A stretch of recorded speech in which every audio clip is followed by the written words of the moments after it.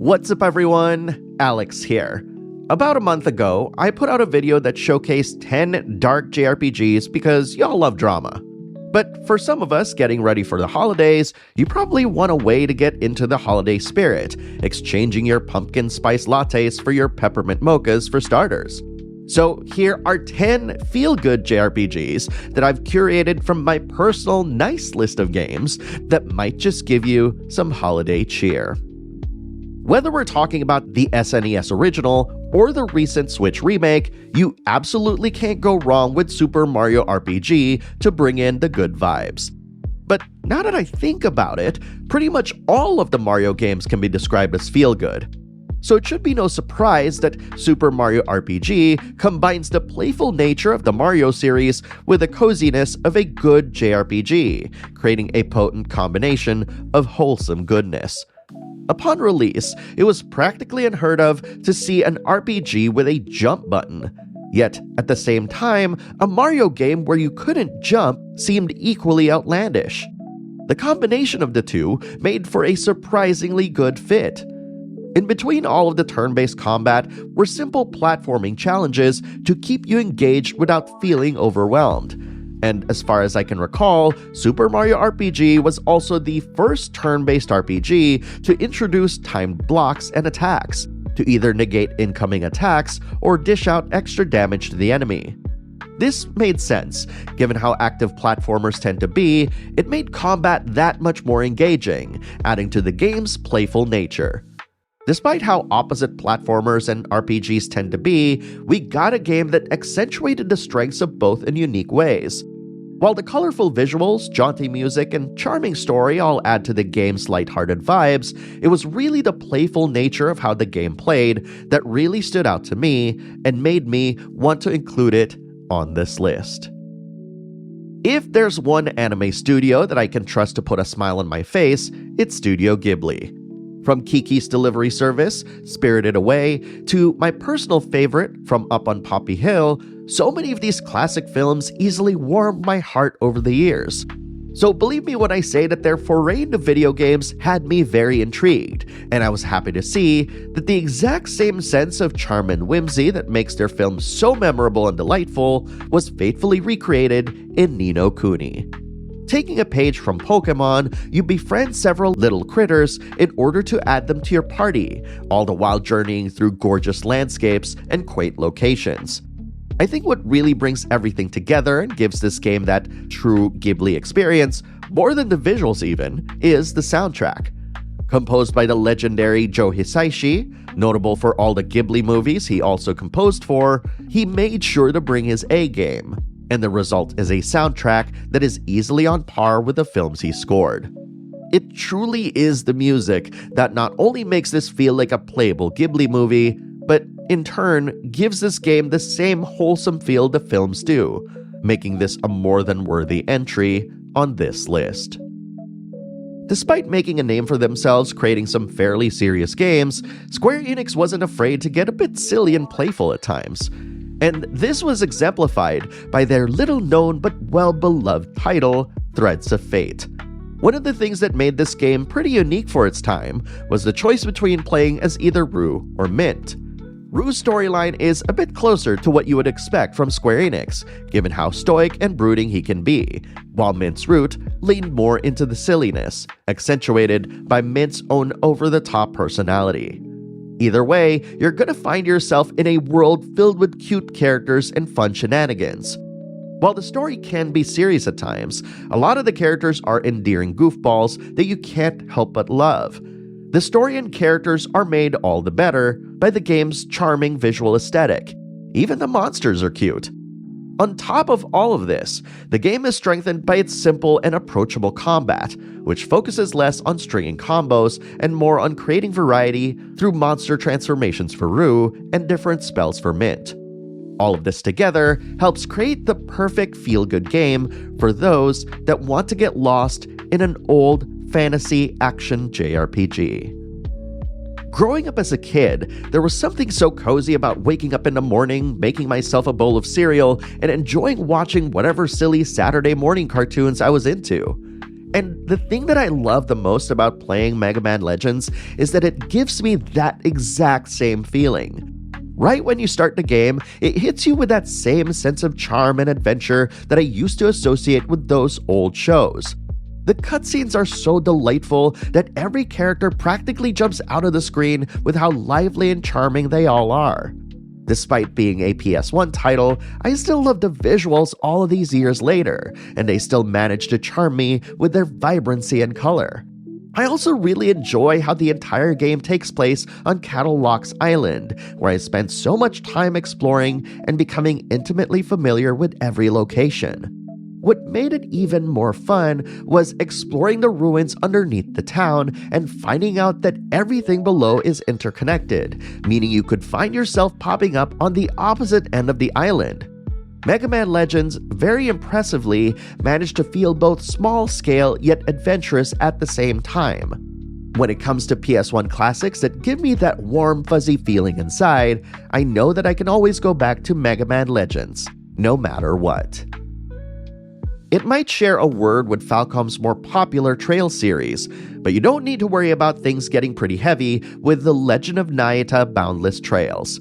For starters, absolutely no knowledge of the Trail series is even required, which, in a weird way, kind of adds to the game's feel-good vibes. The story of Nayuta is a simple one. Our titular character explores a land thought to only exist in legend, and as he traverses it, he learns more about it and his new fairy companion. While the stakes do get high towards the end of the game, I loved how everything wrapped itself up with a wholesome bow. Given that this was originally a PSP release, the game's visual style was designed to be very simple and colorful in order to pop on a small screen, which has the added benefit of being extremely charming on the big screen too. Going hand in hand with the simple and charming story and visuals, we also have the gameplay, which I can describe in similar words. If you're familiar with Ys titles such as Ys Origins and Oath in Felghana, you'll feel right at home, as the blend of action RPG combat and platforming challenges makes for a fun romp. If you've been itching for a no-frills action RPG that focuses more on the good vibes, Nayuta should be next on your wish list.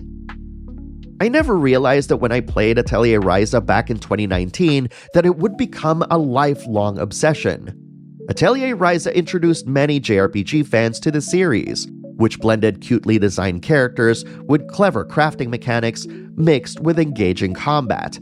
And unlike many JRPGs out there isn't a big bad that's plotting your demise, nor is there a world-ending event that you have to prevent. You're just simply trying to be the best alchemist that you can be. And better still, unlike older games in the series, you don't have to worry about time limits or anything of that sort. At its heart, Atelier Ryza does have strong power of friendship vibes, which elevates its feel-good atmosphere that just makes everything about it mesh together so well. With its colorful visuals, rousing fantasy-inspired soundtrack, and great characters and gameplay, Atelier Ryza is absolutely a must for anyone who wants to play a different take on JRPGs, or simply fans of games that will make you feel good after playing it. Dragon Quest has always had good, wholesome vibes, thanks to its vibrant color palette, Akira Toriyama-designed characters and monsters, as well as their wonderfully punny names. But if I were to pick just one game from all of those great titles, it would have to be Dragon Quest VIII. And the funny thing is that I didn't even originally get it for the game itself. I got it because it came packed with a demo for Final Fantasy XII. But after the demo ended, I was convinced to at least try this new Dragon Quest. After all, I did pay for it. And once its opening movie played and the horns blared, playing the first notes of the Dragon Quest theme, I knew that it was going to be my favorite Dragon Quest of all time. Not many people remember this, but Dragon Quest VIII was made by Level 5, the folks responsible for the Dark Cloud series, and No Kuni, which is a part of this list. Mentioning them is important because it's this game that established the look and feel of every single 3D Dragon Quest game that came after. And with an orchestral version of the soundtrack baked into its Western PS2 release, tied with fantastic voice acting, and you've got a game that was just irresistible to play. Square Enix We need a definitive version of this game on home consoles. Stat. Granblue Fantasy Relink might be a confusing inclusion on this list, but when you experience its story and how it's incorporated into its gameplay, you'll quickly understand why. JRPGs have plenty of different flavors, and sometimes the story might not be the main focus.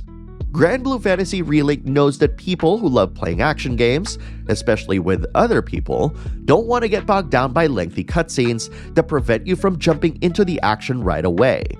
These players want to experience an epic adventure without having to worry about every single small nuance about every character and location, and just want to enjoy being in a beautifully crafted fantasy world. And it's a very engaging game to boot, featuring tons of different mission types, as well as humongous bosses that make every encounter something to look forward to. And you might have caught it when I said it earlier, but it's also got fantastic multiplayer that lets you bring any character you want. And the characters, too, are awesome, with varied playstyles that make collecting every single character and learning each of their mechanics fun and exciting. If you want an action RPG with a low-stakes story that you can play with your friends, especially one that's going to make you high-five with your pals once you defeat a powerful boss, Granblue Fantasy Relink is the game for you. The Bravely Default series, led by Team Asano, single-handedly revived interest within Square Enix to return to turn-based combat, as it sold a ton of copies when it was released on the DS. And while Bravely Second does exist, confusingly if I might add, it's not until Bravely Default 2 that I fell in love with the series deeply. And let's be real here. Bravely Default 2, much like the other games before it, is just a different modern take on what the Final Fantasy series has done with its early job-based titles, when put simply. But its gorgeous environments, fantastic costume designs, memorable characters, not to mention emotionally powerful moments, elevate these games to levels that its inspirations would only dream of achieving. What makes it feel good is because of this connection between these two series, and how Bravely Default 2 just improved upon what made the previous games amazing in their own right. And not to mention those moments in the story where you feel like you can enact real change in the world. Bravely Default 2 doesn't get brought up a lot these days, but it'll always hold a special place in my heart as one of the best feel-good JRPGs of recent memory. Okay, fine.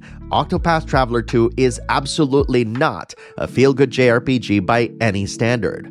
But, my dear friends, let me tell you about this fellow named Partitio, who is the game's single most brilliant light that pierces through the game's darkest overtones. When I make mention that Partitio is an entrepreneur, I'm sure you started thinking about today's famous overpaid CEOs. But I can assure you that Partitio is anything but. In fact, he's probably the most charismatic and most generous CEO you'll ever meet. He captivated me when he championed his father's values, making sure that everyone gets equal pay for the amount of work they deliver. His charisma helps those that need helping, supporting them in achieving their dreams and inextricably fulfilling his own. And he's always on the side of good, and he's not afraid to use his fisticuffs to teach evildoers a lesson. Partitio is one of those very rare characters who, when they show up on screen, you just want to instantly cheer on and wish that everything goes their way. And that's exactly why I chose him as my main character in Octopath Traveler 2, because it just feels wrong to choose a main hero that's not this wonderful man.